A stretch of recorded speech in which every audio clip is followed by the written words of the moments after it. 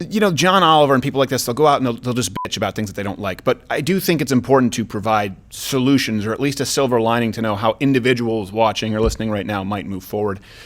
A lot of people may feel hopeless. I get these messages a lot. I don't agree with them. I think that Generation Z is going to be inherently more conservative than the millennial generation.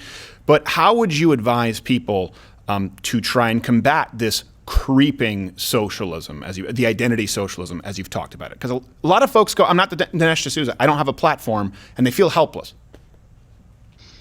I think at the end of the day, socialism will fail because it is a soul crusher.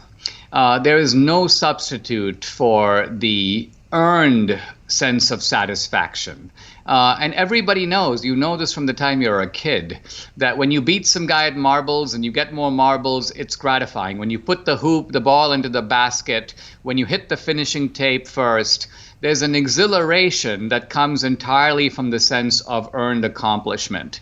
Socialism can't provide that. It has to ultimately appeal to, you can call it the worst angels of our nature, the kind of low, sluggish, slug-like nature that we have also.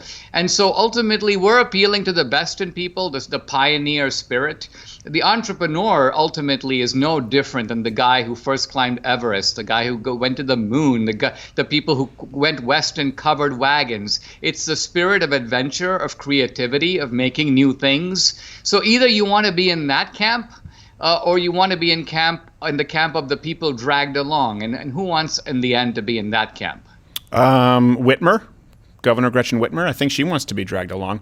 That's just although the appeal for people like that is that they get to order all the serfs around. So there's a certain type of socialist that is very entrepreneurial. They are very hardworking. Look how industrious some of these left-wingers are in the way they go about their political fanaticism. Yeah. Look at Comey. He's a very industrious guy, as was Clapper. Very industrious perhaps in their crime schemes, but industrious nevertheless. So we can't accuse them of lacking a work ethic. That's true. When it comes to suckling at the teat of my tax dollars, they are very industrious. And I can appreciate that, but I don't have to like it.